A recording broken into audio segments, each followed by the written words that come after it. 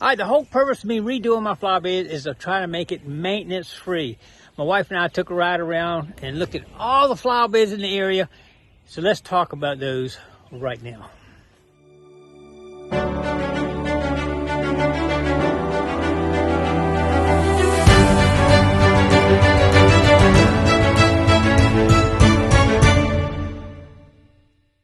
The purpose of this video is to help design a low to no maintenance flower bed. The wife and I drove around and looked at hundreds of flower beds, trying to decide what kind of shrubs we want, what kind of bed material, just to look at what other people had and how they ended up looking, what they did. The first thing we noticed was trees. Unbelievable the number of trees that people plant in their flower bed. As you see in this particular picture, they probably a little nice in the beginning, a little small, 2 or 3 foot high. They're going up higher now. Let's check a look at this next picture here. It's starting to get up to block the second story window. I mean, these trees grow, and there's more than one issue with trees. Yeah, I'll put another picture up there. They get taller than the house, and the roots go way below the house, and most of the time you have water lines, sewer lines in there, and they can get in there. And they can also actually get in your foundation and infect it. Here's one right here. It looks pretty nice, but they're already starting to cover the windows. And we'll talk maintenance. Oh, my God. You got to trim these routinely. It is no way it's low maintenance. And look at this one. This one is...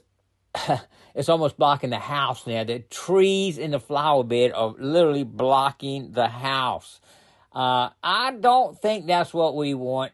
We're not going to plant any trees. That is for sure. Here's another one here that they just grow, and you can't, maintenance wise, you can't keep up with them unless you want to go there every day and do it. And that is not what we want. Another picture. It's just amazed us at how many people plant trees in the flower bed. But anyway, one last picture here, completely blocking the house up. Let's talk about what type of shrubs you can use. All right, let's talk about shrubs. All right, one of the main things we saw in there that people use is boxwoods. And boxwoods start out beautiful. They're nice square. You do have to maintain. There are maintenance on boxwoods. You're going to have to go there and trim them right often to keep them that nice round look or however look you want to get to them. But, and here's another one. It looks beautiful today, but those people have definitely do maintenance on it routinely. But they do start to grow here. You see them starting to get up to the windowsill on these right here, starting to get a little bit out of hand on the right side there. Here's some that look really nice. They're starting to join. You know, once they start off, they're not together, and then they start to actually grow together. You can't really do a round if you let them get too big like that. And then they get to the point here in this picture, they're starting to grow up a little higher. These, you know, if you don't trim them, they're going to grow. And depending on and they make a lot of different boxwoods. You can probably get some mini boxwoods that won't grow as big. You got to really watch which ones you do get. So keep an eye on the sizes. We decided on some gardenias, and they can have problems too, growing and all. But anyway, we'll talk about that in a minute. Here we go, another set of, this appears to be some type of boxwood on the right. They completely covered the whole front of the right side of the house there. So anyway, you got to pick the right one. You're going to have to look at your particular area you live in, what's good to grow in that area, and what's available.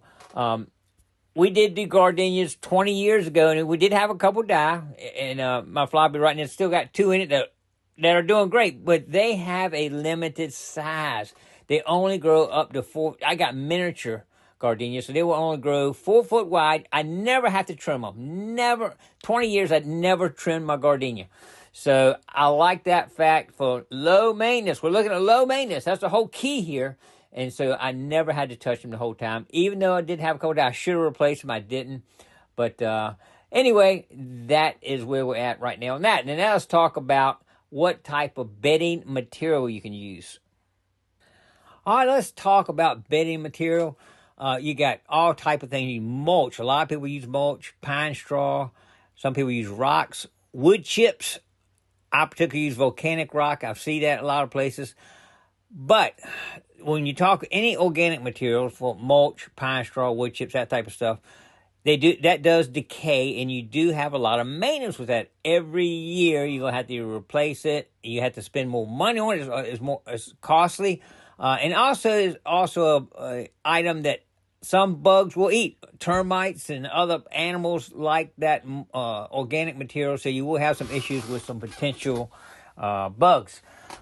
With rocks and volcanic rocks and things like that, nothing eats them. You don't have to worry about them. Once you put them down, they're down. They last a long time. I've had mine, like I say, over 20 years, and it's still there. I'm going to use them again for the next 20 years with my volcanic rock. So we are going to go with volcanic rock, but I just wanted to talk a little bit about options for you and maintenance with those options. Lots of people use the mulch. I see neighbors across the street and all, they're getting truckloads of mulch. A lot of work.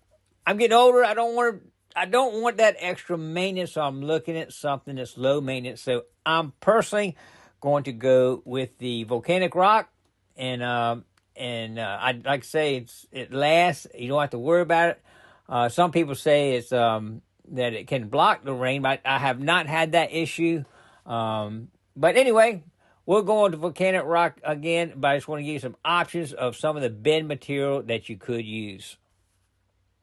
All right, everybody, I want to show you that some of the commercial establishments are actually starting to go with volcanic rock and other rock, and I believe it's because of maintenance and cost. Here you have an Arby's, and you see it's got like a reddish type of rock. I don't have a picture of it, but I noticed that Hardee's has the volcanic rock on all its local areas here and all their flower beds.